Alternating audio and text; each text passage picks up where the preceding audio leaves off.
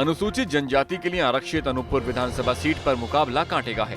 एक तरफ है कांग्रेस से बीजेपी में शामिल हुए बिसाहूलाल सिंह, तो दूसरी तरफ उन्हें टक्कर दे रहे हैं कांग्रेस प्रत्याशी विश्वनाथ सिंह कुंजाम।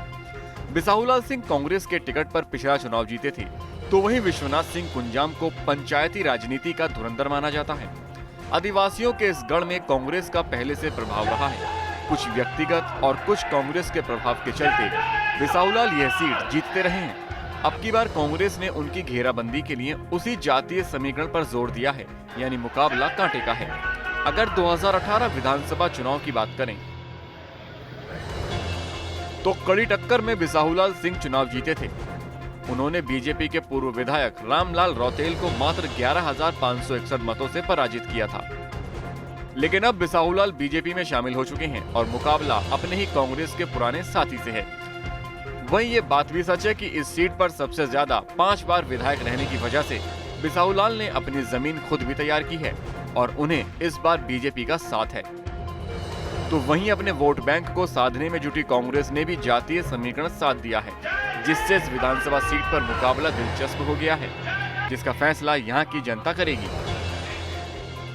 अनूपपुर विधानसभा में कुल मतदाताओं की संख्या 1,69,070 मतदाता हैं, जिनमें से 86,731 पुरुष मतदाता हैं, जबकि महिला मतदाताओं की संख्या 82,336 है। प्रत्याशियों के भाग्य का फैसला 10 नवंबर को होगा, लेकिन उपचुनाव से पहले यहाँ की जनता की राय आप चर्चा चौराहा में देख रहे हैं। अनूपपुर से आदर्श दुबे के साथ टीम न्यूज स्टेट। अनूपपुर में उपचुनाव होने जा रहा है और उपचुनाव में हम चर्चा चौराहे की कड़ी में हैं और चर्चा चौराहे में हम अनूपपुर के स्टेशन चौक में प्रमुख चौराहा है, यहाँ लोग बैठे हुए हैं। और जहाँ तक चर्चा की यदि बात हम करते हैं तो अनूपपुर में चौराहों में नुक्कड़ों में हर जगह जो चर्चा है, इस बार विकास ही मुद्दा सामने समझ में आता है। जिला मुख्यालय में विकास एक बहुत बड़ा मुद्दा है। फिर भी हम यहाँ चर्चा करेंगे जो यहाँ के लोग बैठे हैं कि आखिर इस बार उपचुनाव में किन मुद्दे पर वो वोट देंगे। अनूपपुर में उपचुनाव विकास के मुद्दे पर वोट देंगे। तो आपका मुद्दा विकास है, आप किस पर विकास देखते हैं? विकास किसी पार्टी में विकास नहीं दिखते हैं। कैसा विकास देखा आपने अनूपपुर में? कोई विकास नहीं है, किसी प्रकार का विकास नहीं है। 5 साल से ओवर फ्लाईओवर ब्रिज बन रहा है, आज तक नहीं बन पाया। उद्घाटन भी 2-3 बार हो चुका है, मुख्यमंत्री जी भी आए थे, उसका उद्घाटन किया, आज तक काम स्टार्ट भी नहीं हुआ है। तो विकास मुद्दा है। हमने जो चर्चा की हर जगह जाकर, तो बार बार एक बात आ रही है, कहीं ना कहीं जिला मुख्यालय पिछड़ा दिखता है, विकास यहाँ अवरुद्ध है, रुका हुआ है। फिर बात करेंगे, यहाँ और लोग बैठे हैं इस चौक में। आपका नाम? मेरा नाम विवेक सरावगी।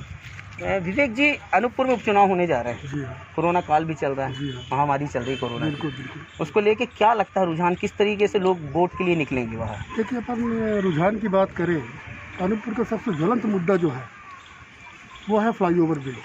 फ्लाईओवर ब्रिज पहले क्या था, शिवराज जी की जो सरकार थी, इस पर उसकी घोषणा हुई, उसमें इसकी घोषणा हुई। उस समय के जो वर्तमान विधायक जी थे वो अनशन में बैठे इसको चालू कराने के लिए, फिर ले जाके बड़ी मुश्किल से इसका भूमि पूजन हुआ। फिर उस समय काम ठंडे बस्ते में चला गया। फिर कमलनाथ जी की सरकार आई, उसमें लोगों को मुआवजा बचा। अब फिर वो मामला ठंडे बस्ते पे। कुल मिला के अनूपपुर जिला विकास की राह देख रहा है, विकास के साथ। इस बार आप वोट देने जाएंगे तो क्या सोच के जाएंगे, क्या मुद्दे रहेंगे वोट देते समय? देखिए, जो जिन परिस्थितियों में चुनाव हो रहा है वो तो बहुत गलत है।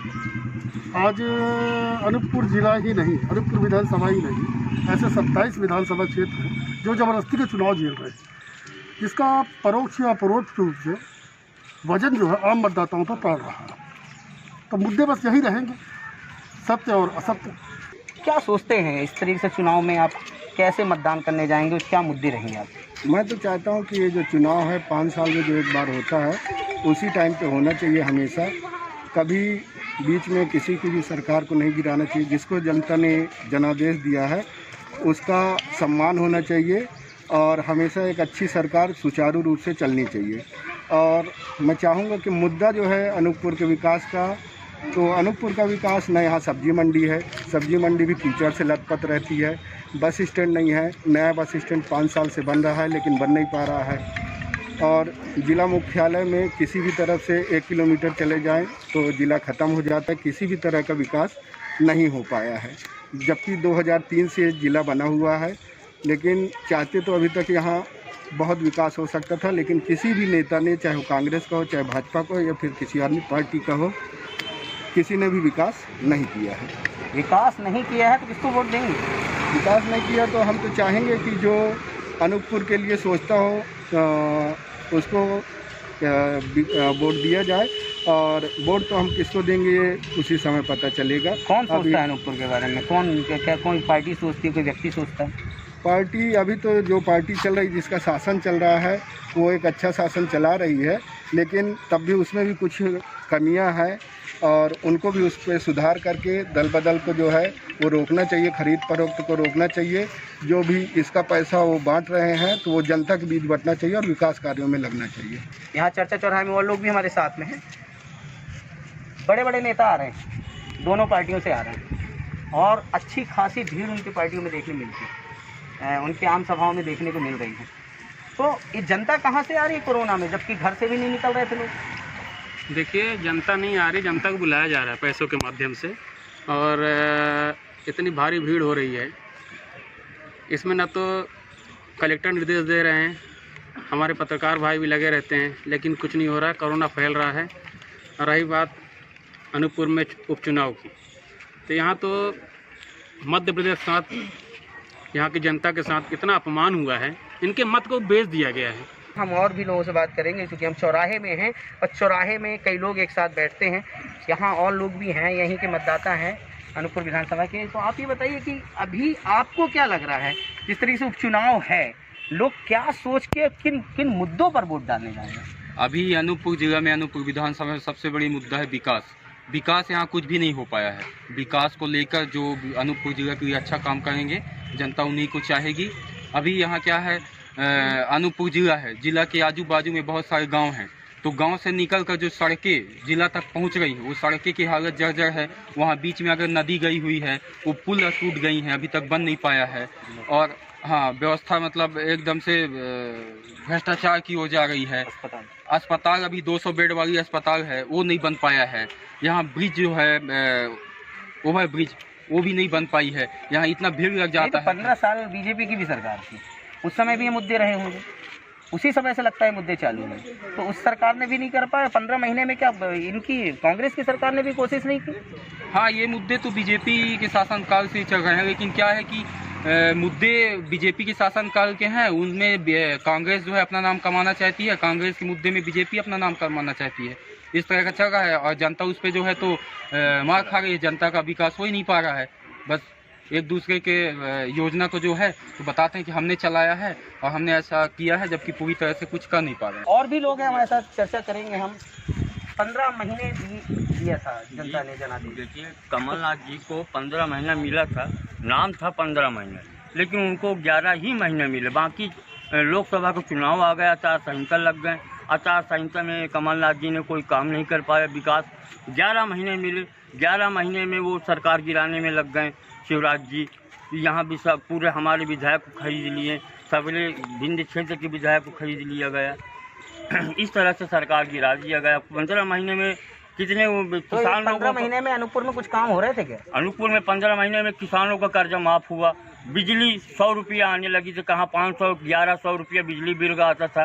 कमलनाथ जी ने 100 रुपये के बिजली बिल, 100 यूनिट जलाइए, 100 रुपये के बिजली बिल हम देंगे। कमलनाथ जी ने अच्छा काम कर रहे थे, लेकिन हमारी विपक्ष की सरकार उनको गिराने में मजबूर कर दिया, और उनको गिरा के उनको सरकार की गिराई गई। अनूपपुर की जनता क्या सोचती है इस बार? अनूपपुर की जनता बदलाव चाहती है, अब बदलाव होके रहेगा। तो चौराहों में लगातार चर्चा जो सामने आ रही है, उसमें कई पक्ष ये भी आ रहे हैं कि बदलाव चाहिए, कई पक्ष आ रहे हैं विकास को लेकर। कई लोगों से हमने चर्चा की। चौक में हम, स्टेशन चौक जो अनूपपुर के एक प्रमुख चौक में आता है, यहाँ लोग बैठे थे, हमने उनसे चर्चा की। तो ये बातें बार बार लगातार निकल के सामने आ रही हैं कि जो जनादेश मिला था, आखिर मौजूदा सरकार ने उस जनादेश को क्यों नहीं माना, और फिर से चुनाव होना। कोरोना काल, एक महामारी चल रही है, इस बीच लोगों का चुनाव वोट डालने निकलना और एक बार फिर परेशान होना एक बहुत बड़ा मुद्दा है। देखिए, सबसे बड़ा मुद्दा तो यहाँ बिकाऊ और टिकाऊ का है। तो हम ये बिकाऊ के खिलाफ जाके क्षेत्र में बताएंगे। और यहाँ का जो मेन मुद्दा है फ्लाईओवर, हॉस्पिटल, बस स्टैंड का, ये सभी मुद्दाओं को अगर कांग्रेस पार्टी की सरकार बनती है और मैं यहाँ से जीत के जाता हूँ तो ये सारे मुद्दाओं को वहाँ ले जाके और ये जितना जल्दी हो सके ये काम कराने की कोशिश करूँगा। मैं यहाँ अपने जिला पंचायत क्षेत्र में हमेशा युवाओं के प्रति साथ में रहा हूँ। उन्हें खेल कूद में हमेशा उनके साथ जाके उन्हें जो चीज़ की ज़रूरत है हमेशा उनको पूरा किया है और करता रहूँगा, क्योंकि युवा हमारे जब भी खेल कूद में या कोई भी क्षेत्र में अगर आगे जाएंगे तो हमारे विधानसभा व हमारे देश का नाम रोशन करेंगे। आप सब लोगों को मालूम है कि अनूपपुर में एक भी काम दूसरे लोगों ने नहीं किया, मैंने किया। पटवारी हल्का से जिला मैंने बनवाया। यहाँ पे पुलिस चौकी नहीं था तो मैंने आज एसपी बैठाया। जितने सड़क हैं, जितने पुल पुलिया हैं, जितने हाई स्कूल हैं, जितने मॉडल स्कूल हैं, जितने कलेक्ट्रेट बिल्डिंग सब मेरे द्वारा बनाए गए। तो हमारा मुद्दा तो विकास है। अब विकास के लिए चुनाव लड़ रहा है। 3 तारीख को मतदान है और 2 मजबूत पार्टियां भारतीय जनता पार्टी और कांग्रेस के में सीधी टक्कर है। दोनों अब प्रत्याशी चुनाव मैदान में उतर चुके हैं और लगातार जनसंपर्क और बड़े नेताओं के साथ आम सभा कर रहे हैं। इस बीच जनता के पास हम जाते हैं। जनता से ये जानना चाहेंगे कि इस बार जो उपचुनाव है इसमें किस तरीके से, किस कारणों से वो वोट देने जाएंगे, उनके क्या मुद्दे रहेंगे। हमारे साथ यहाँ बैठे हुए हैं हम हनुमान मंदिर, अनूपपुर के प्राचीन जगह हनुमान मंदिर में है। हनुमान चौराहा भी कहलाता है। यहाँ से तीन जगह के लिए रास्ता जाता है, मरकंटक, कुतमा। यहाँ बैठे हैं और यहाँ जो लोग बैठे हैं हम इनसे चर्चा करते हैं।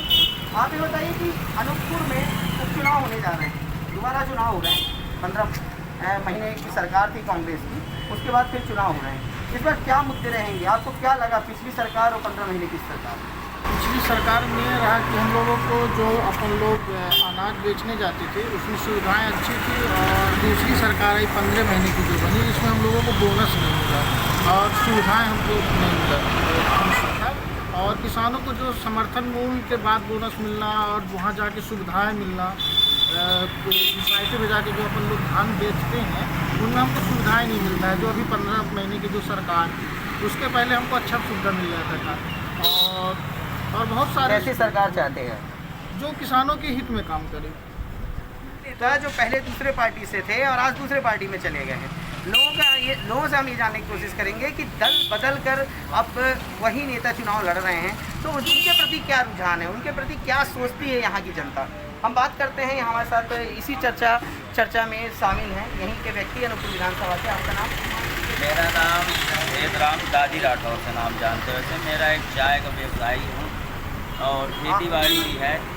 ये जहाँ तक दल बदल है या कि जो भी है, विकास का मुद्दा चाहिए हमें भाई कांग्रेस तो अपनी जगह है, 2 लड़ेंगे तो एक जीतेगा और एक हारेगा।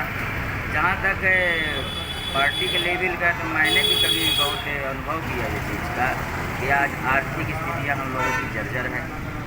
किसी को रोजगार नहीं मिल रहा है, काम नहीं मिल रहा है, दुकानदारियाँ सब चौपट हैं। अजय जी, इस पर क्या मुद्दे रहेंगे विधानसभा में? आपको क्या लगता है कि किन मुद्दों पर इस बार जो फिर से बीच में चुनाव हो रहे हैं उसमें लोग यहाँ की जनता वोट डालने जाएगी?